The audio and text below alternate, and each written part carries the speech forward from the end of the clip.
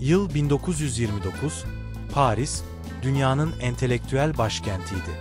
Genç bir kadın, felsefe eğitimini tamamlamış, zihninde binlerce yıldır sorulmamış bir soru taşıyordu. Kadın nedir? Bu soru, sadece bir felsefi sorgulama değil, tüm Batı medeniyetinin temelini sarsacak, ahlaki, siyasi ve sosyal bir bombanın fitilini ateşleyecekti. Adı, Simone de Beauvoir. O, ne taç giyen bir kraliçeydi, ne de ordular yöneten bir komutan. O, mürekkebi silah, sözü kılıç yapan bir filozoftu. Onun hikayesi, burjuva kısıtlamalarına isyan eden, varoluşçuluğu aşka, sanata ve siyasete uygulayan ve bir yüzyılın kadınlarının bilincini uyandıran o radikal özgürlüğün destanıdır.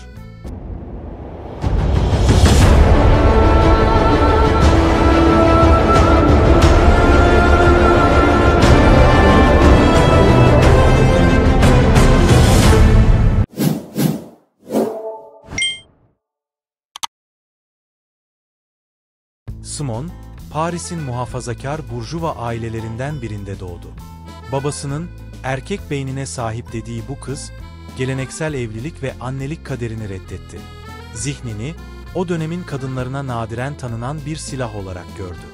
Sorbonne'da felsefe okudu ve 1929'da Paris'in o ünlü felsefe sınavında hayatının merkezine oturacak bir adamla tanıştı. Jean-Paul Sartre. Sartre ve Beauvoir sadece sevgili değildi. Onlar, tarihin en ünlü, en sıradışı entelektüel ortaklığını kurdular. Evliliği reddettiler.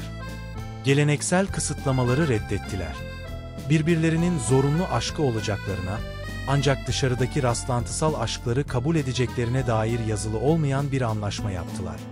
Bu, hem bir aşk devrimiydi, hem de kendilerinin yarattığı bir varoluşsal laboratuvardı. Bu ortaklık, Beauvoir'a, eleştirel düşüncesini özgürce uygulama ve iktidarını bir erkeğe teslim etmeme gücü verdi. 1940'lar. İkinci Dünya Savaşı'nın vahşeti ve işgal altındaki Paris, Beauvoir ve Sartre'ın felsefesini şekillendirdi.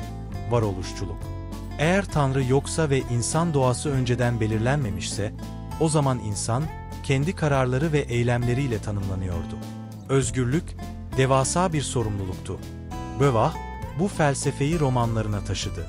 Konuk Kız ve Başkalarının Kanı gibi eserlerinde, özgürlüğün zorluğunu, ahlaki ikilemleri ve bireyin toplumsal yapılar içindeki mücadelesini ele aldı. O, sadece felsefeyi anlamakla kalmıyor, felsefeyi yaşama geçiriyordu. Ancak Beauvoir'ın en büyük eseri, ne savaşın gölgesinde yazıldı, ne de aşkın gölgesinde. O, tüm hayatının tecrübelerini ve felsefi sorgulamasını tek bir soruya odakladı. Yıl 1949, Simone de Beauvoir, dünya çapında bir bomba etkisi yaratacak olan ikinci cinsiyet eserini yayınladı. Amacı, kadınların biyolojik yazgısını değil, toplumsal olarak inşa edilen kaderini sorgulamaktı. Kitabın ana tezi, tek bir cümleyle özetlenebilirdi. Kadın doğulmaz, kadın olunur.